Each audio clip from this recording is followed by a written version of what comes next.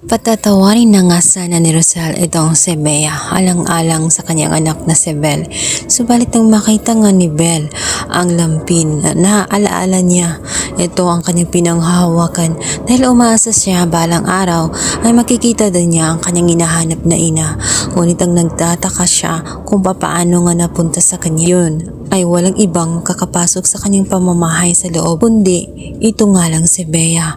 Kaya naman galit na galit itong si Rosel sapagkat pinaglalaroan siya ni Bea. Dahil baga lalamunin na nga ng galit itong si Rosel dahil hindi na siya makakapayag na ipagsawalang bahala na lamang ang lahat at kalimutan na lamang ang pinagagawa ni Bea. Sa maling pagkakataon siya ay gumanti.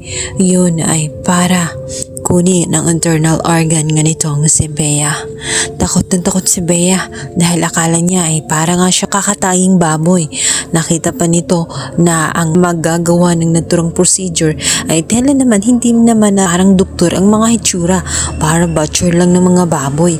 Kaya naman takot na takot siya hanggang sa nawalan siya ng malay at kahit nga na manlaban siya ay wala siyang nagawa dahil malalakas mga bodyguard nga nitong si Rosel. Maging ang taong gumawa nun sa kanya, nagising na lamang siya na may dugo na sa kanyang tiyan.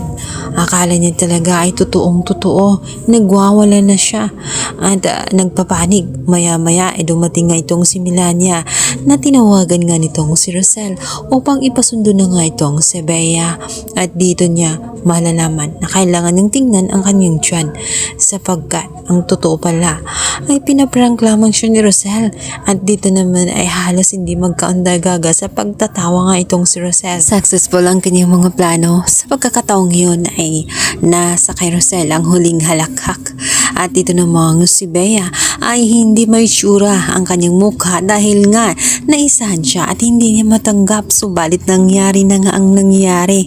Samantalang itong si Melania ay tikom lang ang mga bibig. Alam din niya sa kanyang sarili na maging siya ay hindi ligtas sapagkat hindi pa tapos ang paghiganti nga ni Rosel. Sa kabilang banda, may isa pa silang problema. Yun nga ang kakaharapin nga nila itong si Chris dahil nga na nasa loob na ito ng kulungan at ang kasabot nitong doktor ay makukulong din at hindi hahayaan ni Rosel na sila ay makalabas. Dito na nagsimulang mangamba itong si Belle, maging itong si Madam Jacinta. Ayon sa kanya, dalhin niya kung saan hanggang saan ang kanyang galit. Subalit sana nga lang isang araw hindi siya magsisisi sa kung anong maging consequence ng galit na namumuo sa kanyang puso.